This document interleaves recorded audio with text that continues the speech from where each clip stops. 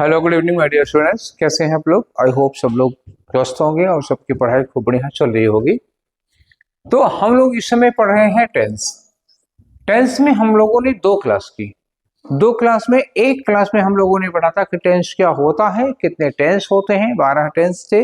और उसमें हमने देखा था कि किस टेंस में सेंटेंस का स्ट्रक्चर क्या होता है, कौन सी हेल्पिंग वर्ब होगी, वर्ब की फॉर्म क्या होगी, ये सारी चीजें। दूसरे वाले में हम लोगों ने करेक्ट यूज देखे थे कुछ टेंसेज के जैसे when we use present indefinite, when we use present continuous, when perfect tense, when we do not use continuous, इस तरह के कुछ क्वेश्चंस देखे थे। आज हम लोग करने जा रहे हैं फ्यूचर इंडेफिनिट, या इसी को सिंपल फ्यूचर भी कहते हैं। फ्यूचर इंडेफिनिट या सिंपल फ्यूचर कहते हैं। तो पहले देखते हैं कि इनका स्ट्रक्चर क्या होता है। देखो, सब्जेक्ट के साथ हमारा शैल लगेगा या फिर विल लगेगा, और इसके साथ वर्ब की फर्स्ट फॉर्म लगती है। ये फ्यूचर इंडेफिनिट का स्ट्रक्चर होता है। ठीक, ये हो गया स्ट्रक्चर फ्यूचर का। अब आई के साथ शैल लगेगा और वी के साथ विल लगेगा, ये आप लोगों को पता है। कंडीशंस क्या होती हैं when do we use future indefinite. Condition ये होती है कि कोई एक्शन फ्यूचर में होने वाला है। Some action will take place in future. Future में मतलब जिस समय हम बात कर रहे हैं उसके बाद फ्यूचर टाइम में कोई काम होने वाला है, कोई प्लान है, कोई योजना है जो फ्यूचर में होगी। इसके लिए कीवर्ड क्या होते हैं। देखो, एक तो सेंटेंस में आपका टुमारो लगा हो सकता है या नेक्स्ट के साथ कोई टाइम लगा हो सकता है। जैसे कहीं लिखा हो नेक्स्ट वीक, ऐसे, तो ये हो गया। और इनके साथ कोई ईयर लिखा हो, जैसे फ्यूचर का होना चाहिए। अब इस समय हम लोग किस समय पढ़ रहे हैं 2026 में। अब अगर कहीं लिखा हो इन 2028, आप 2026 में पेपर दे रहे हैं और स्टेटमेंट क्वेश्चन में दिया हुआ है इन 2028, तो बाद का होगा। जब बाद का होगा तो उसमें हम क्या लगा देंगे, फ्यूचर टेंस लगा देंगे, वो भी कौन सा, फ्यूचर इंडेफिनिट लगेगा। सिंपली कुछ एग्जांपल देखिए, लिखा है कि they will start their own business next year. Next year क्या कर रहा है, फ्यूचर को इंडिकेट कर रहा है। यहाँ विल के साथ क्या लगा दिया, फर्स्ट फॉर्म। दूसरा देखो, my friend will return India in 2030। My friend will return India in 2030। इनके साथ 2030 लिखा हुआ है, फ्यूचर हो गया, तो ये देखो विल के साथ रिटर्न लिखा हुआ है। I will submit my documents tomorrow, ये देखो टुमारो लगा हुआ है, टुमारो मतलब कल, तो इसके साथ क्या लगा, विल है और सबमिट है। तो जितने कीवर्ड है, ये नेक्स्ट ईयर हो गया, ये इन 2030 हो गया, टुमारो हो गया, इनके साथ में हम लोगों ने फ्यूचर इंडेफिनिट यूज किया। और दे के साथ विल लगा, माय फ्रेंड के साथ विल लगा, और आई के साथ भी विल लगता है, शैल भी लगता है, चाहे जो मर्जी हो लगा लो, कोई दिक्कत नहीं है आई के साथ। मॉडल वर्ब जब पढ़ाने लगेंगे तो मैं आप लोगों को बताऊंगा कि आई के साथ कौन कौन सा लग सकता है और विल के साथ कौन कौन सा लग सकता है, कौन नहीं लगेगा। अगला हमारा जो टेंस होगा वो होगा फ्यूचर कंटिन्यूअस। और फ्यूचर कंटिन्यूअस के का जो स्ट्रक्चर होगा वो कैसा होगा, देखिए। फ्यूचर कंटिन्यूअस में हमारा सब्जेक्ट होता है। सब्जेक्ट के साथ जो वर्ब होगी वो क्या हो सकती है, या तो शैल बी हो या फिर विल बी हो। शैल बी या विल बी होगा, और शैल बी के साथ भी वर्ब की आईएनजी फॉर्म होगी और विल बी के साथ भी वर्ब की आईएनजी फॉर्म होगी। As you already know, ING form of verb is used in continuous tense. Continuous में हम वर्ब की आईएनजी फॉर्म ही यूज करते हैं और कोई फॉर्म यूज नहीं करते हैं। तो ये हो गई आपके वर्ब का स्ट्रक्चर और सेंटेंस का, उसका टेंस का स्ट्रक्चर क्या होगा। कंडीशन की बात करते हैं तो when do we use continuous tense, when do we use continuous tense, future continuous tense, in which conditions. तो पहली कंडीशन क्या होगी, to show that some action will be continue at certain time in future. Some action will continue at certain time in future, कोई काम है जो future में किसी समय पर कंटिन्यू रहेगा, जिस समय हम बात कर रहे हैं उसी समय फ्यूचर में वो कंटिन्यू रहेगा। दूसरा, to show future plan, future के लिए कोई प्लान बना रखा है, नेक्स्ट ईयर का, नेक्स्ट मंथ का, कल का कोई प्लान बना हुआ है, कल हम इस समय ये काम करेंगे, तभी हम फ्यूचर कंटिन्यूअस लगा सकते हैं। तो फ्यूचर कंटिन्यूअस की दो सिचुएशंस होगी। जैसे he will be travelling to his village at this time tomorrow, देखो केवल टुमारो लगा होता तो फ्यूचर इंडेफिनिट होता, लेकिन एट दिस टाइम टुमारो लिखा हो मतलब कल इस समय वो क्या कर रहा होगा, घर जा रहा होगा, यात्रा कर रहा होगा। तो कल इस समय यात्रा कर रहा होगा, काम उसका कंटिन्यू होगा, लेकिन आज नहीं है, कल। कल इसी समय, जिस समय मैं बात कर रहा हूं आज आपसे, इसी समय पर कल वो कोई काम कर रहा होगा, उसका काम कोई कंटिन्यू होगा, मतलब इन प्रोग्रेस होगा, ऑनगोइंग होगा। ठीक है, तो ये होता है he will be travelling to his village. Clear. दूसरा क्या होता है, फ्यूचर का प्लान हो सकता है, जैसे मिस्टर धोनी है, will be inaugurating this stadium next week, यहाँ लिखा है नेक्स्ट वीक। नेक्स्ट वीक के बाद क्या उन्होंने स्टेडियम का उनको इनॉग्रेशन करना है, तो विल बी इनॉग्रेटिंग क्यों कर दिया, क्या वो कल इस समय या नेक्स्ट वीक इस समय उद्घाटन कर रहे होंगे, ऐसा नहीं है, यह है फ्यूचर का प्लान। यहाँ पर किसी एक्शन के कंटिन्यू होने या ऑनगोइंग होने की बात नहीं होती है। The condition is that some action will take place in future and this will be a plan. जैसे हम ये कहते हैं कि मिस्टर धोनी अगले हफ्ते किसी स्टेडियम का उद्घाटन करेंगे, तो ये फ्यूचर प्लान है, पहले से एक बना हुआ प्लान होता है, एक इवेंट ऑर्गेनाइज किया जाता है जिसका बहुत दिन से प्लान होता है, ऐसे अचानक से तो कल हुआ नहीं, प्लान बन के होता है। तब भी हम प्लान में भी फ्यूचर कंटिन्यूअस यूज करते हैं, जिसमें क्या होगा, फ्यूचर के कीवर्ड क्या होते हैं, बाय नाउ के साथ फ्यूचर टाइम लगा दो या एट दिस टाइम के साथ फ्यूचर टाइम लगा दो। जैसे बाय नाउ टुमारो कर दिया, ठीक, मान लो हमने कहा बाय नाउ टुमारो, कल अब तक, कल अब तक, या फिर कहा एट दिस टाइम टुमारो, केवल टुमारो लगाएंगे तो फ्यूचर इंडेफिनिट होगा। एट दिस टाइम टुमारो करोगे, कल इस समय, तो कोई काम जो हम कर रहे होंगे कंटिन्यू होगा, उसके लिए लगा देंगे, तब ये कीवर्ड होता है फ्यूचर कंटिन्यूअस का। आगे चलते हैं तो हम स्ट्रक्चर पाते हैं किसका, फ्यूचर परफेक्ट का। फ्यूचर परफेक्ट में स्ट्रक्चर क्या होता है, देखो आपका सब्जेक्ट होगा, सब्जेक्ट के बाद वही विल, वही शैल, लेकिन अब परफेक्ट में हैव लग जाता है, विल शैल के साथ क्या यूज कर देंगे, हैव लगा देंगे, विल हैव और शैल हैव लगा देंगे, और उसके बाद वर्ब की थर्ड फॉर्म लगाते हैं, ये रहा आपका। ठीक है, विल शैल के साथ हैव लगा देंगे। चलिए आते हैं कंडीशंस की बात करते हैं। फ्यूचर परफेक्ट में कोई सेंटेंस कब पुट किया जाएगा, जब फ्यूचर के किसी समय को हम कहें और ये बता रहे हो उस समय तक ये काम कंप्लीट हो चुका होगा। फ्यूचर कंटिन्यूअस में फ्यूचर का कोई टाइम दिया होता है जिस समय ये काम ऑनगोइंग होगा।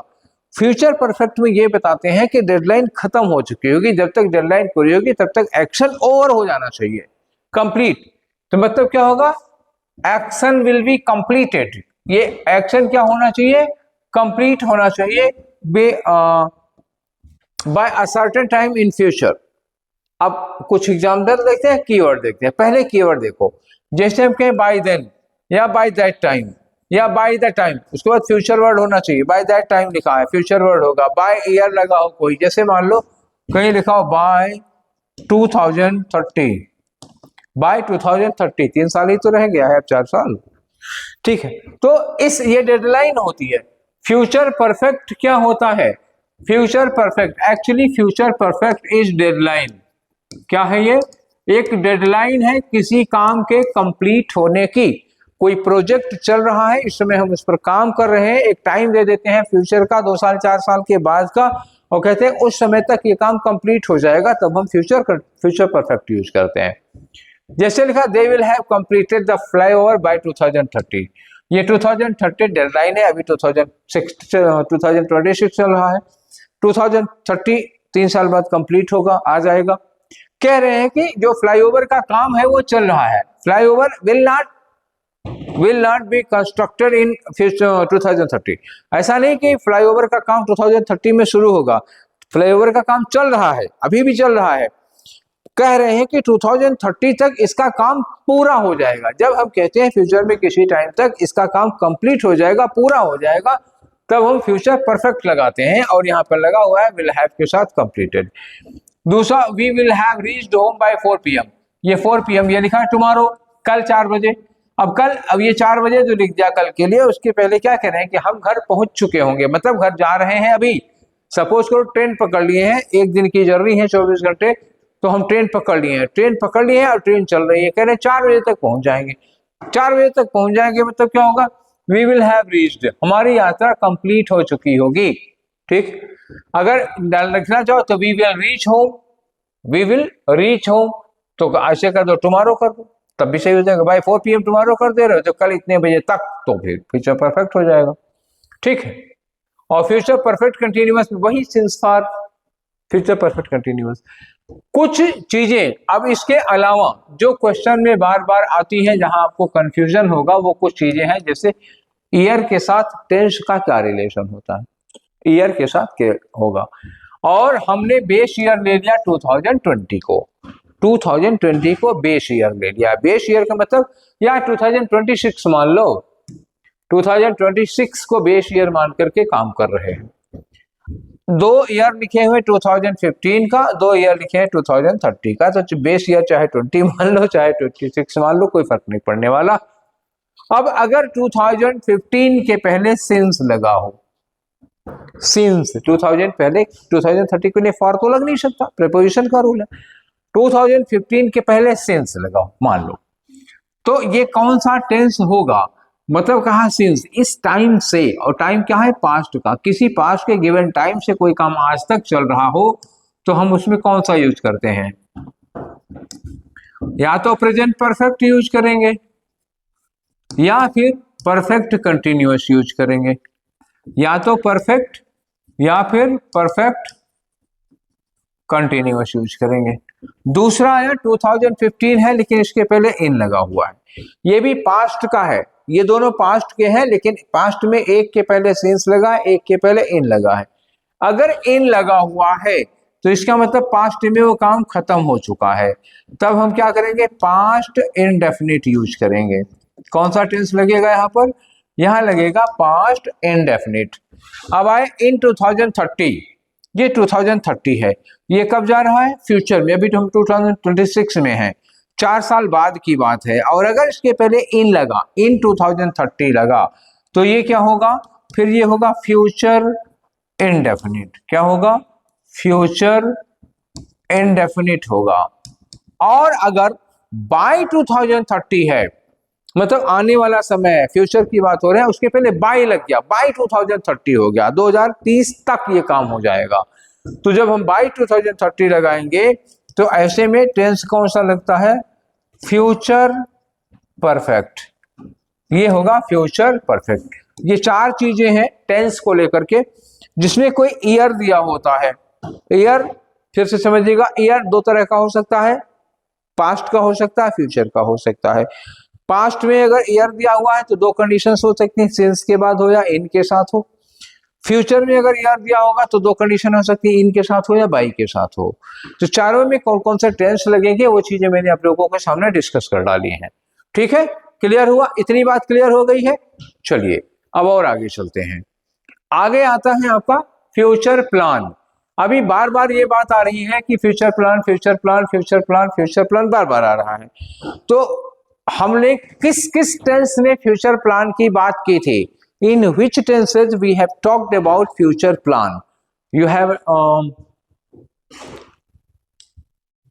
remember, आपके सामने है तो 4 टेंसेस यहां मेंशन किए गए हैं, साफ साफ देखो। हमने प्रेजेंट इंडेफिनिट में फ्यूचर प्लान की बात की थी, या नहीं की होगी तो अब कर लो। We can use present indefinite for future plan in case of news headline.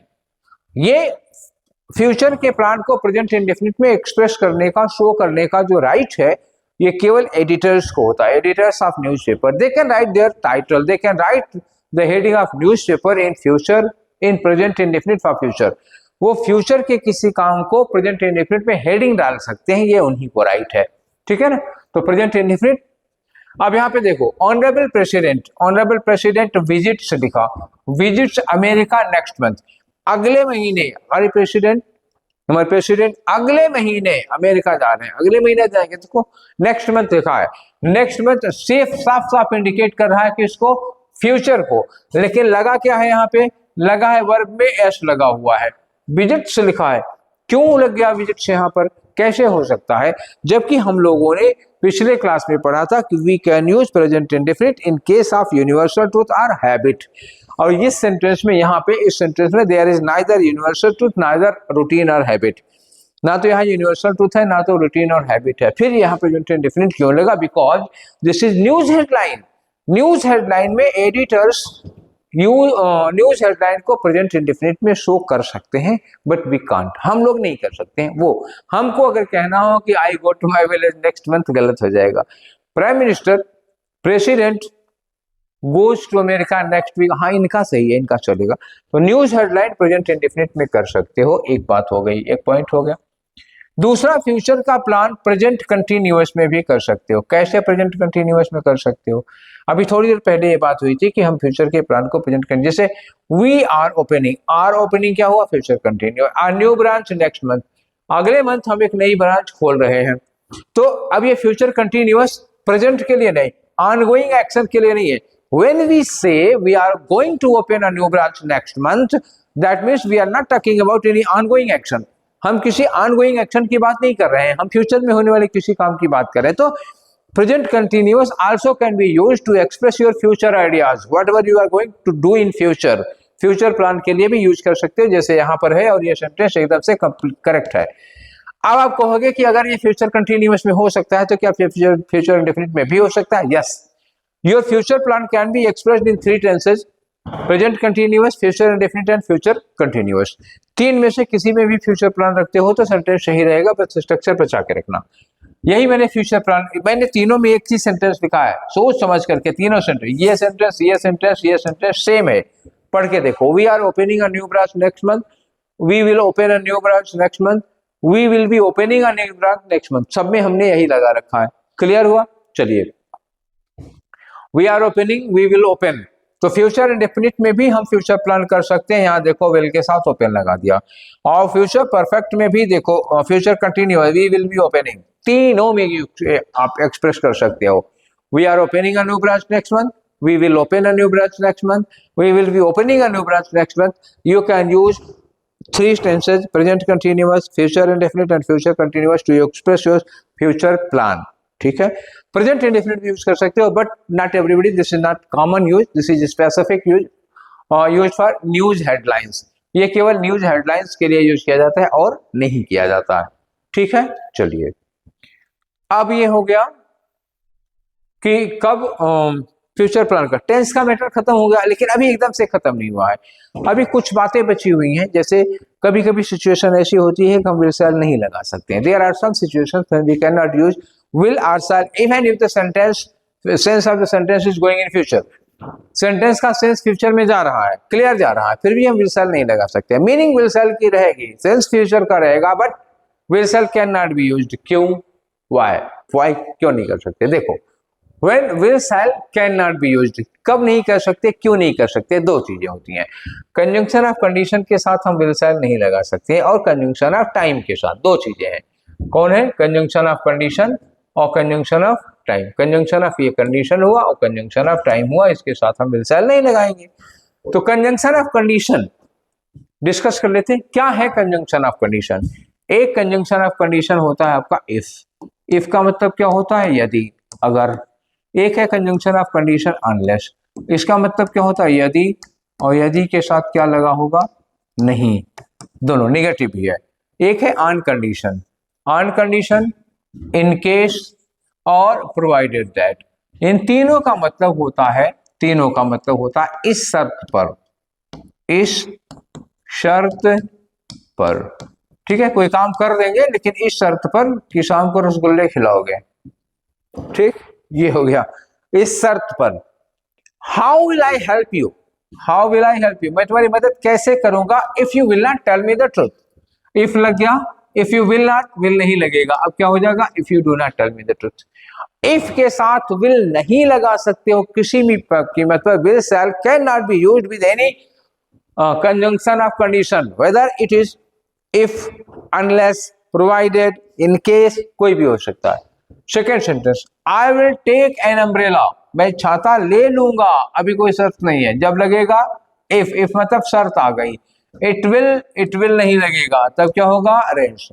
If it rains, not if it will, don't use will और shall with if, unless, etcetera. Clear?